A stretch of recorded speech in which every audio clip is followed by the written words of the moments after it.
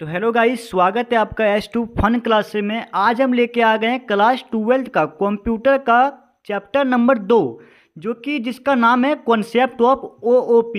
अगर आप भी अभी तक क्लास 12 का कंप्यूटर कहीं नहीं पढ़े हैं तो आप एक अच्छे जगह पर आए हैं। यहाँ पे हम पूरा शॉर्ट में पूरा डिटेल में बताएंगे, जिससे आप 12th में पूरा फुल मार्क्स को उठा सकते हैं। तो चलिए बिना देरी किए हुए आज के क्लास को स्टार्ट करते हैं। लेकिन अगर आप मेरे चैनल में न्यू हैं तो लाइक शेयर और सब्सक्राइब करना ना भूलें। तो चलिए शुरू करते हैं आज का क्लास। हमारा आज का जो क्लास रहने वाला है वो कॉन्सेप्ट ऑफ OOP के ऊपर ही रहेगा।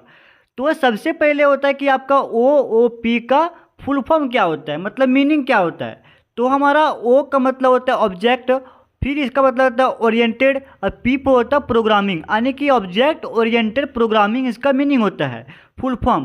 तो चलिए हम इसका कॉन्सेप्ट ऑफ OOP का इंट्रोडक्शन जानते हैं कि ये क्या बोलना चाहता है, इसमें हम करने क्या वाले हैं। तो यहाँ पे बोल रहा है कि इन दिस चैप्टर, या चैप्टर में वी विल रीड अबाउट, हम पढ़ने वाले हैं किसके बारे में, तो various type of programming paradigm. Paradigm का मतलब हो जाएगा यहाँ पर तरीका, मतलब अलग अलग तरीका के बारे में पढ़ेंगे क्यों प्रोग्रामिंग इन C++ में। तो हमारा आगे क्या बोल रहा है, यहाँ पर है कि the C++ language is taken from C language, यानी कि यहाँ पर जो C++ जो लैंग्वेज जो लिया गया है वो कहाँ से लिया गया है, तो हमारा C लैंग्वेज से लिया गया है और Simula67 लैंग्वेज से लिया गया है। क्या, तो C++ लैंग्वेज, यानी कि हमारा जो यहाँ पे क्वेश्चन बन रहा है वो बन रहा है कि C++ लैंग्वेज कितने लैंग्वेज से मिलकर बना है। तो हमारा हो जाएगा कितना, 2 लैंग्वेज से मिलकर बना है। तो किससे किससे मिलकर बना है, तो एक से मिलकर बना है C लैंग्वेज से बना है, और एक बना है Simula67 लैंग्वेज से। फिर क्या बोल रहा है कि the C++ programming language is written in high level language and converted in machine language. तो यहाँ पर क्या बोल रहा है, जो हमारा C++ जो लैंग्वेज होता है उसको हम लिखते हैं किसमें, हाई लेवल लैंग्वेज में लिखते हैं, और उसको कन्वर्ट करते हैं मशीन लेवल लैंग्वेज में। लेकिन जो कन्वर्ट करता है किसमें, मशीन लेवल लैंग्वेज में, तो वो कौन करता है भाई, तो हमारा करता है कौन, कंपाइलर की मदद से हम हाई लेवल लैंग्वेज को मशीन लेवल लैंग्वेज में कन्वर्ट करते हैं। तो चलिए आगे देखते हैं। आगे हमारा क्या है, प्रोग्रामिंग पैराडिगम। प्रोग्रामिंग पैराडिगम, तो प्रोग्रामिंग पैराडिगम क्या है, तो क्या बोल रहा है कि the method of designing the program, यानी कि वह मेथड, वह तरीका जिसके कारण हम डिजाइनिंग करते हैं किसका, प्रोग्राम का, and working in program is known as programming paradigm.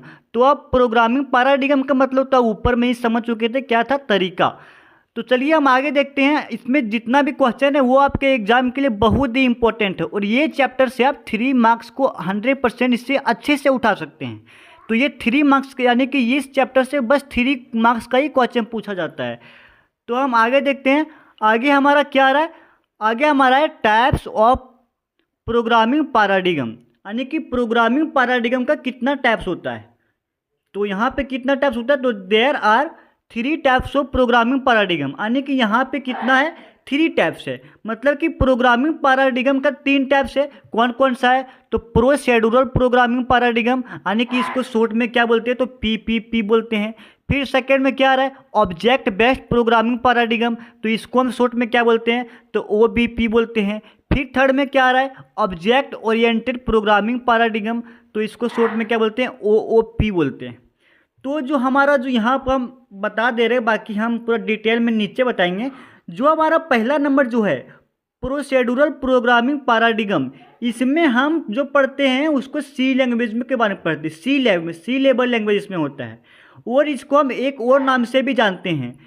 जो पहला नंबर जो है प्रोसीड्यूरल प्रोग्रामिंग पैराडिगम, इसको हम POP के नाम से भी जानते हैं, यानी कि हम यानी इसके नीचे पूरा डिटेल में बताएंगे।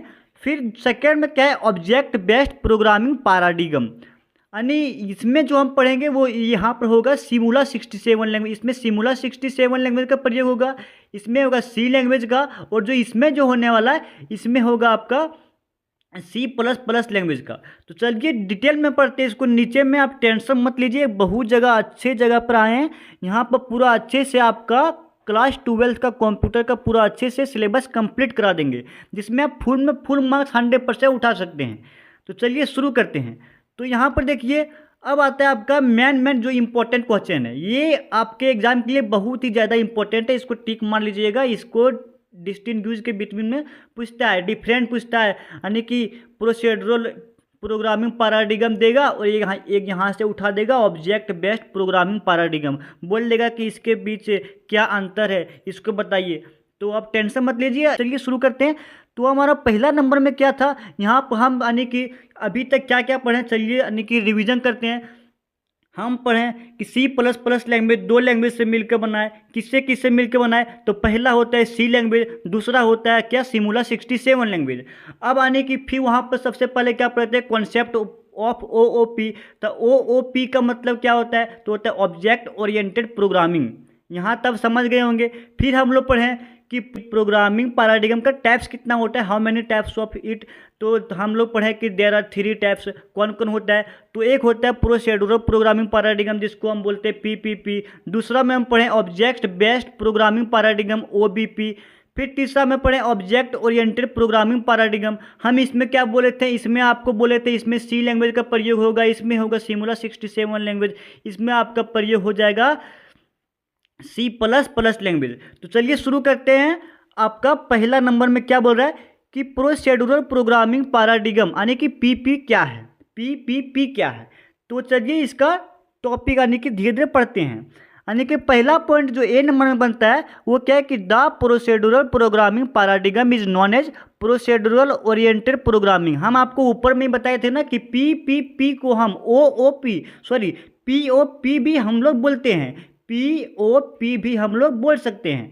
तो यहाँ पर देखिए आप, यानी कि जब आपको आएगा प्रोसीड्यूरल प्रोग्रामिंग पैराडिगम तो यहाँ पर भी आप लिख सकते हैं, अच्छा रहेगा, आपको पूरा फुल का फुल मार्क्स इसमें मिलेगा। तो आप याद रखिएगा कि प्रोसीड्यूरल प्रोग्रामिंग पैराडिगम को हम लोग क्या बोलते हैं, तो प्रोसीड्यूरल ओरिएंटेड प्रोग्रामिंग भी बोलते हैं। चलिए अगला आगे देखते हैं। आगे क्या बोल रहा है कि the C language is known as procedural programming paradigm. हम आपको यहाँ पर बताए थे ना कि प्रोसीड्यूरल प्रोग्रामिंग पैराडिगम में हम C लैंग्वेज का प्रयोग करते हैं। तो यहाँ पर हम लिखेंगे कि the C language is known as procedural programming paradigm, जिसको हम शॉर्ट में क्या बोलेंगे, तो PPP मतलब क्या हुआ, प्रोसीड्यूरल प्रोग्रामिंग पैराडिगम। फिर आपका जो पॉइंट नंबर 3 होने वाला है वो क्या है कि the main features of PPP मतलब कि procedural programming paradigm is function.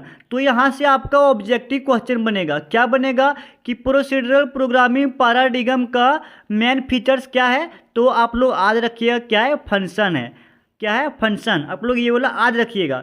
फिर आपका D नंबर में क्या बोल रहा है, पॉइंट नंबर D में, in PPP the program reading approach is top to bottom. यानी कि प्रोसीड्यूरल प्रोग्रामिंग पैराडिगम में जो यानी क्या स्टार्ट करता है पढ़ना प्रोग्राम को, वो कहाँ से करता है, तो टॉप से बॉटम की ओर स्टार्ट करता है, मतलब कि ऊपर से नीचे की ओर पढ़ेगा।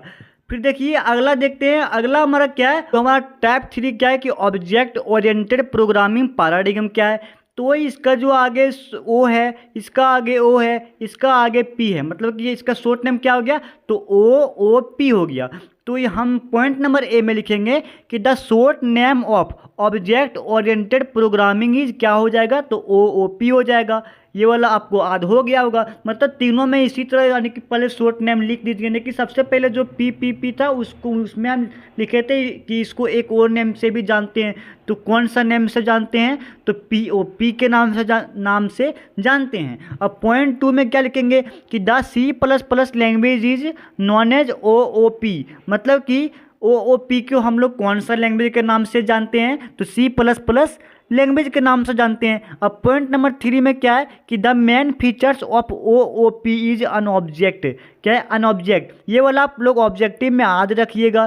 तीनों में हम यही वाला पॉइंट को टिक मराएं क्योंकि ये वाला आपके एग्जाम के लिए बहुत ही इंपॉर्टेंट है।